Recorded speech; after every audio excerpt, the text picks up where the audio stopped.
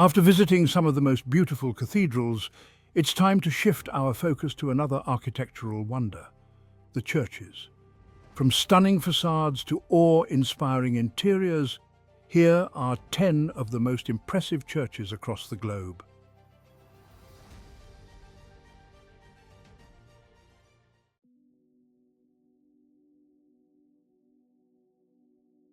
Our journey begins amidst the rolling foothills of the Bavarian Alps, where lies an architectural gem, the pilgrimage church of Wies.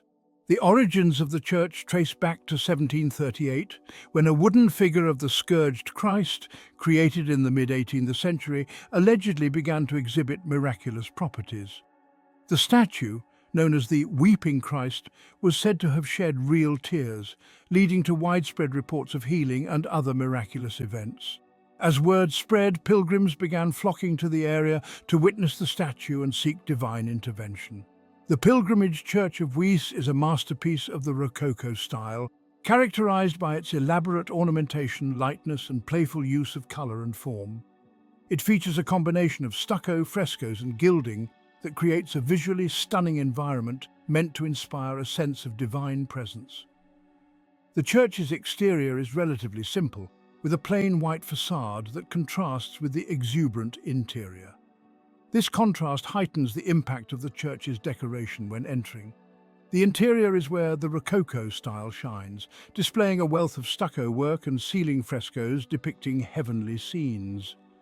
The central fresco, known as the Glorification of the Scourged Saviour, illustrates the suffering and glorification of Christ, surrounded by angels and saints, with an overall sense of movement and light. The central altar houses the miraculous statue of the Scourged Saviour, adorned with gold leaf and surrounded by columns and ornate decorations. The altarpiece, along with the choir area and side chapels, continues the Rococo theme with detailed stucco work and vivid frescoes.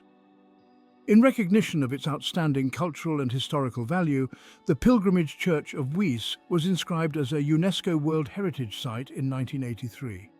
It was praised for being a masterpiece of creative genius and an excellent representation of Bavarian Rococo.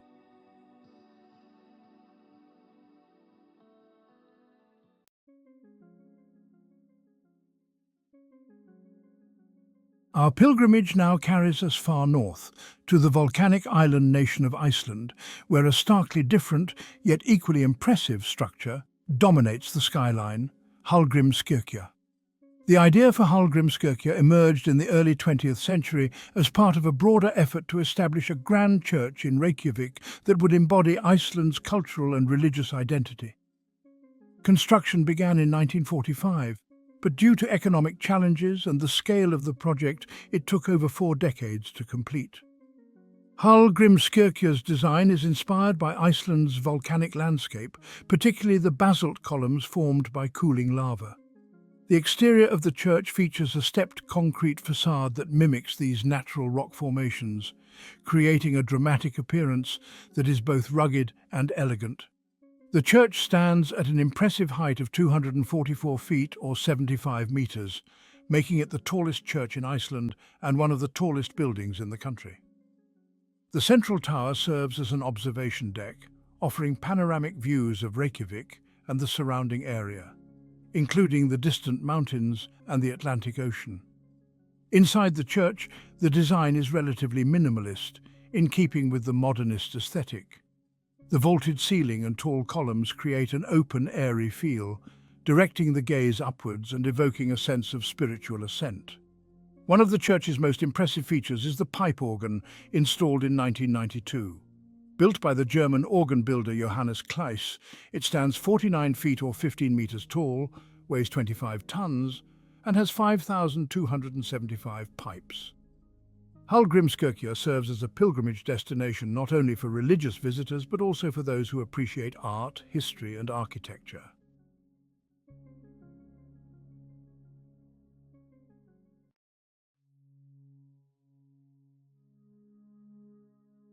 We travel now to the city of Montreal, Canada.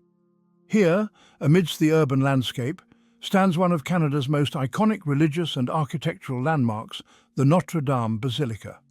The current Notre-Dame Basilica was commissioned in 1824, and Irish-American architect James O'Donnell was selected to design the new church. The church was completed in 1829, with the twin towers added later in 1843.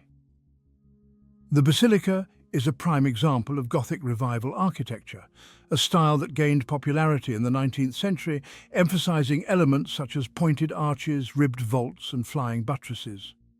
The church's imposing facade features twin towers named Perseverance and Temperance, reaching a height of 226 feet or 69 meters.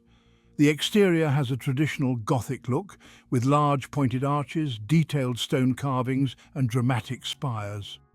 The interior of the basilica is the true highlight, renowned for its lavish decoration and vibrant colours. The ceiling is painted a deep blue, adorned with golden stars that create the illusion of a night sky. Richly coloured stained glass windows depict scenes from Montreal's religious history, rather than traditional biblical stories, providing a unique local context. The wooden carvings, intricate detailing, and gilded decorations create a visual spectacle that captivates all who enter. The centerpiece of the basilica's interior is the grand altar, which features a combination of carved wood, gold leaf, and intricate detailing. Behind the altar, a massive and impressive altarpiece depicts various biblical figures and scenes. The sanctuary also has a central crucifix and statues of the Virgin Mary and other saints. Today, Notre-Dame Basilica is an active place of worship and continues to hold regular masses, special services, and events. It is also one of the most popular tourist attractions in Montreal, welcoming more than 1 million visitors each year.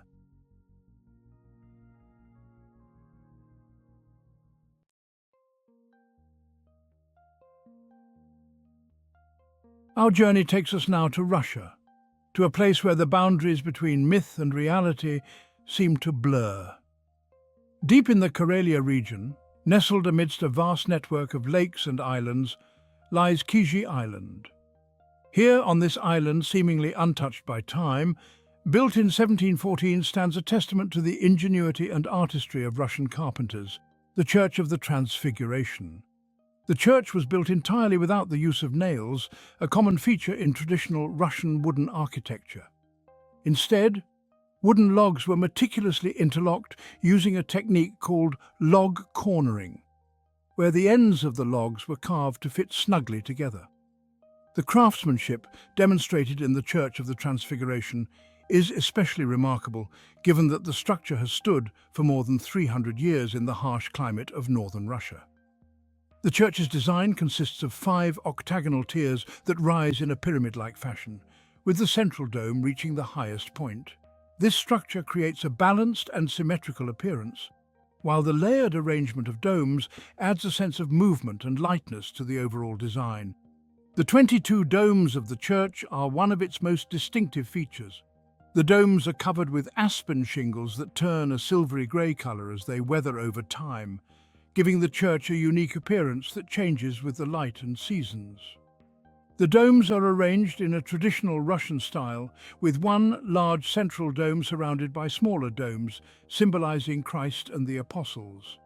Inside the church, the main focal point is the iconostasis, a wooden screen adorned with religious icons that separates the nave from the sanctuary.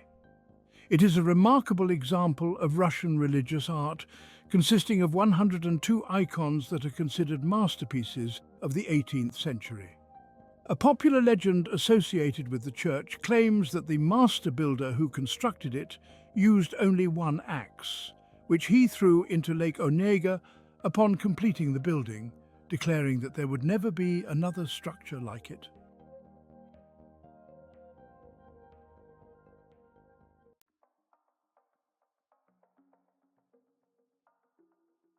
We are going now to the rugged landscapes of Norway, where the ancient and the natural world meet in perfect harmony. Nestled in the small village of Borgund, surrounded by lush valleys and towering mountains, stands the Borgund Stave church. The church was built around 1180 during the height of the Stave church building tradition in Norway, which flourished between the 11th and 13th centuries. Norway once had more than 1,000 stave churches, but today only 28 survive, with Borgund being one of the best preserved and most visited. The church is built using a traditional Norwegian technique known as stave construction, which involves placing vertical wooden posts or staves on a raised sill frame to form the building's skeleton. The walls consist of horizontal planks fitted between these staves, while the roof features multiple layers of wooden shingles.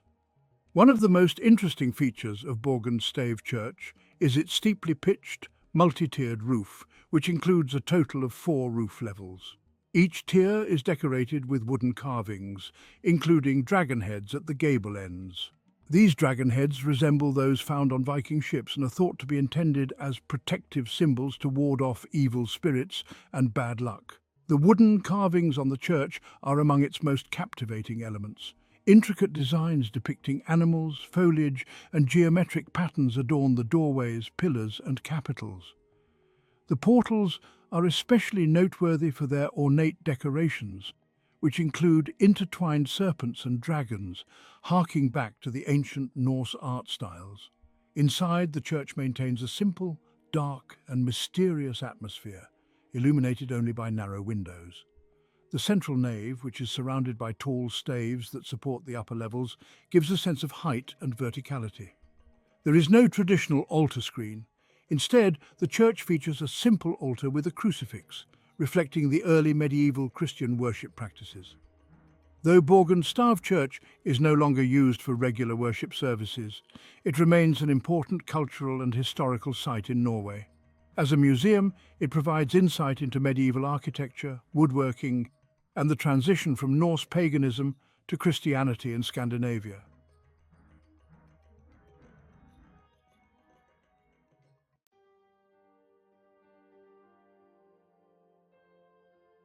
In the plains of central Greece, nature itself seems to guide us towards the divine. Here, atop towering rock pillars, stand the monasteries of Meteora. The history of the Meteora monasteries dates back to the 11th century, when hermit monks first settled in the region.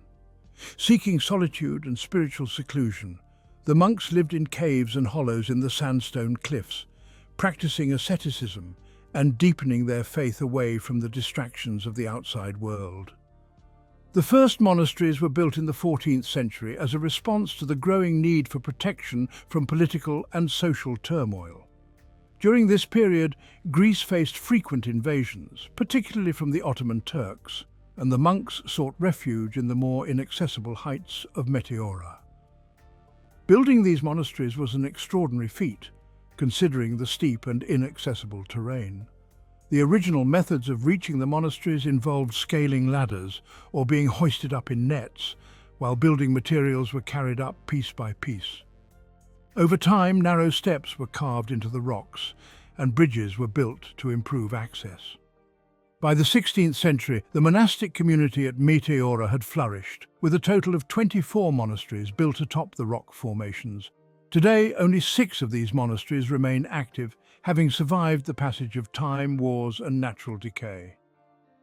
These 6 monasteries have been meticulously maintained and are now listed as UNESCO World Heritage Sites, attracting visitors from around the world who come to admire their spiritual and historical significance.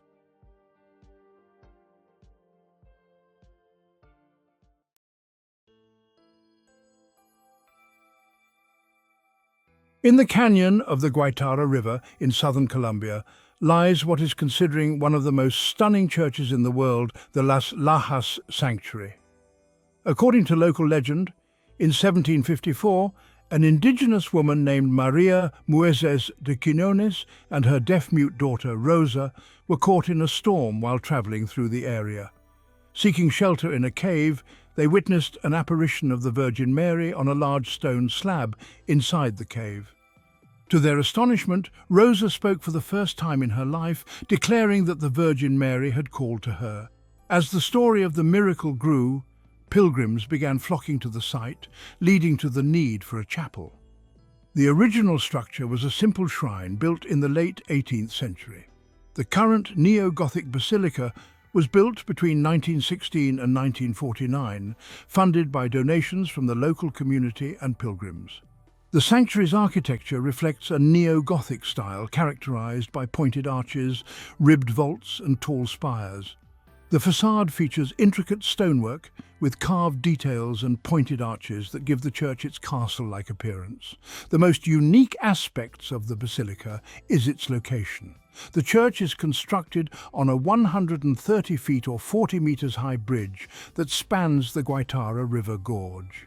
The bridge not only serves as the foundation for the sanctuary but also symbolizes a connection between the earthly realm and the divine, reflecting the church's miraculous origins. The interior is as striking as its exterior, with stained glass windows that illuminate the church in vibrant colors. The high vaulted ceilings, ornate altars and detailed sculptures contribute to the neo-Gothic atmosphere. The most sacred feature of Las Lajas is the image of Our Lady of Las Lajas, appearing on the rock face behind the altar. Unlike traditional art, it is part of the rock itself. Scientific studies reveal the pigments penetrate several feet into the stone, suggesting the image is embedded within it, adding to the site's mystery and miraculous nature.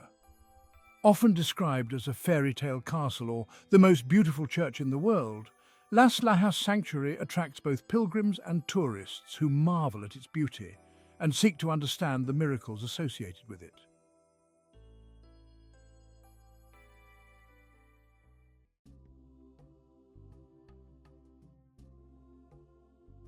Our quest for the world's most impressive churches takes us now to the highlands of Ethiopia, to a place where faith quite literally moves mountains. Here, in the ancient town of Lalibela, lies a testament to human ingenuity and spiritual devotion unlike any other, the Church of St. George. This stunning monolithic church, carved directly from solid volcanic rock in the shape of a cross, is the most famous of Lalibela's 11 medieval rock-hewn churches. The Church of St. George was built during the reign of King Lalibela in the late 12th to early 13th century. According to legend, the construction of the church involved divine intervention. It is said that angels helped the workers complete the structure, explaining the exceptional precision of its design. The exterior walls of the church are adorned with carved windows and cross-shaped reliefs. The interior is simple but deeply spiritual, featuring stone pillars and arches that support the structure. The trench surrounding the church is often filled with water during the rainy season, symbolizing the biblical River Jordan. This association with water plays a role in various religious rituals conducted at the site. The technique used to carve the Church of St. George is known as monolithic architecture. This involves carving a structure out of a single piece of stone, which requires incredible skill and precision. Unlike traditional construction methods, the church was not built brick by brick. Instead, it was sculpted out of the volcanic rock, making it a singular work of art.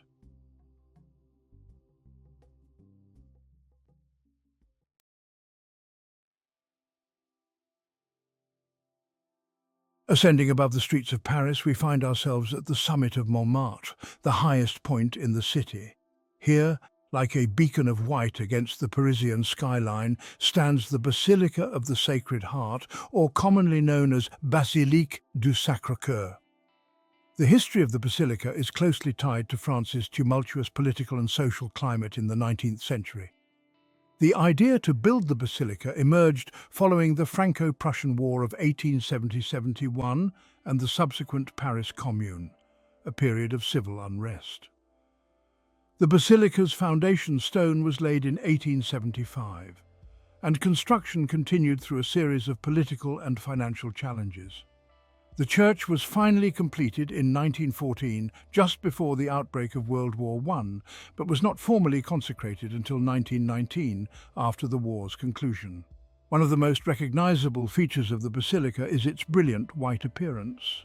This is due to the use of Château-Landon stone, a type of travertine that exudes calcite when it comes into contact with water, keeping the basilica white despite the pollution and weathering over the years.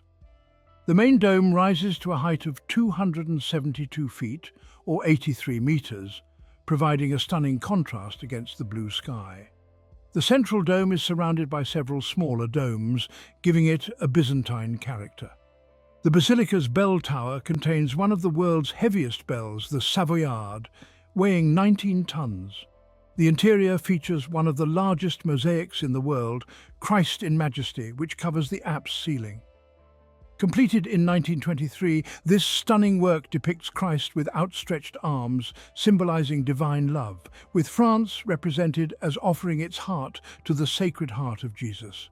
The devotion to the Sacred Heart of Jesus has deep roots in French Catholicism. The heart symbolizes Christ's divine love for humanity and his desire to bring people closer to God. The Basilica's consecration to the Sacred Heart embodies France's desire for spiritual renewal following the turmoil of the 19th century.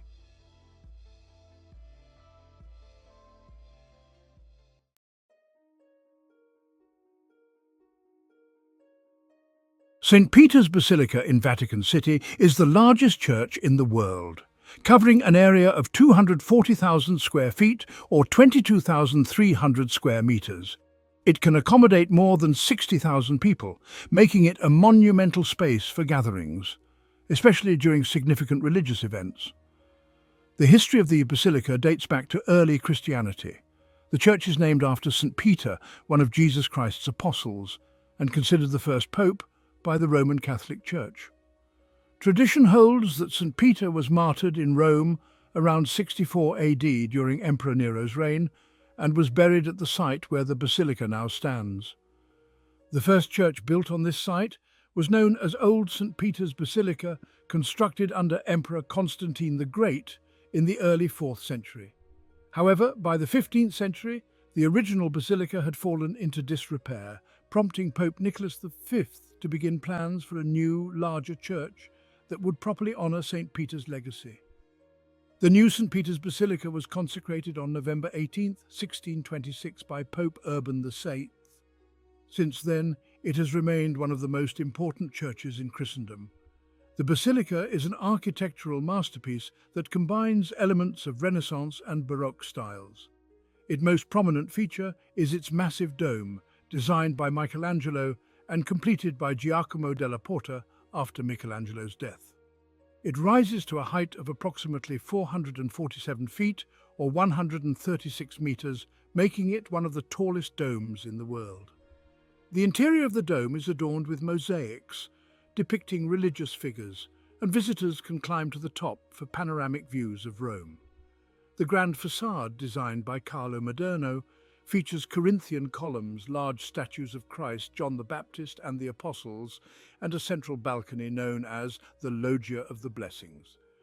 This balcony is used for the announcement of a new pope following a papal conclave. Designed by Bernini, St. Peter's Square is a massive, oval-shaped piazza in front of the basilica. The square is enclosed by a colonnade consisting of 284 columns arranged in 4 rows, symbolizing the church's open arms reaching out to the faithful. In the center of the square stands an ancient Egyptian obelisk, which dates back to 13 BC. The interior of St. Peter's Basilica is filled with artistic masterpieces, including Michelangelo's Pieta, a stunning marble sculpture depicting the Virgin Mary cradling the body of Jesus.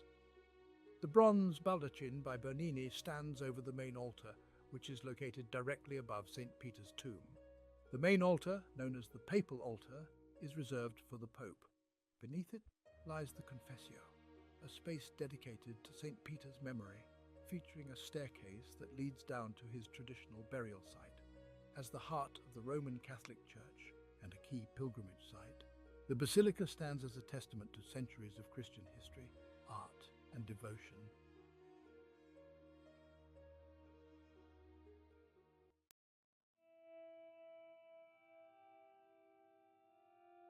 Hagia Sophia, located in Istanbul, Turkey, stands as one of the most iconic buildings in the world. It has a complex and storied history, serving as a cathedral, mosque and museum over nearly 1,500 years. Hagia Sophia was originally built as a cathedral during the Byzantine Empire under Emperor Justinian I. It was the third church to be constructed on the same site, as the 2 previous churches were destroyed during riots and revolts. The current Hagia Sophia was commissioned after the Nika riots in 532, during which much of Constantinople was burned and looted. For nearly 1,000 years, Hagia Sophia remained the world's largest cathedral and an important center of Eastern Orthodox Christianity. It served as the seat of the Patriarch of Constantinople and was a place where Byzantine emperors were crowned. In 1453, the Ottoman Empire, led by Sultan Mehmed II, captured Constantinople, marking the end of the Byzantine Empire.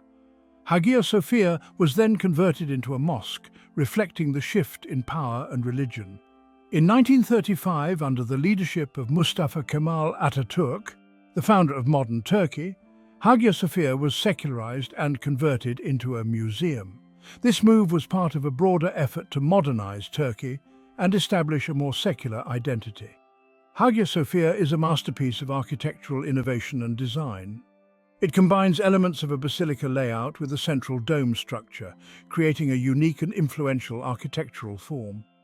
The most striking feature of Hagia Sophia is its massive central dome. The dome is supported by pendentives, triangular sections of vaulting that allow the circular dome to sit atop a square base. The interior features exquisite mosaics from both the Byzantine and Ottoman periods. The most famous mosaics include the image of Christ Pantocrator, the Virgin Mary holding the Christ child, and various depictions of emperors and empresses. Many of these mosaics were covered when the building was converted into a mosque, but have since been partially restored. In July 2020, Hagia Sophia was reconverted into a mosque by a decree from President Erdogan, following a court ruling that annulled its museum status. The decision sparked international debate, with some viewing it as a reclamation of the building's Ottoman heritage, while others saw it as a step away from the secular ideals established by Ataturk. Don't forget to like, share and subscribe for more fascinating explorations of the world's most incredible places. Until next time.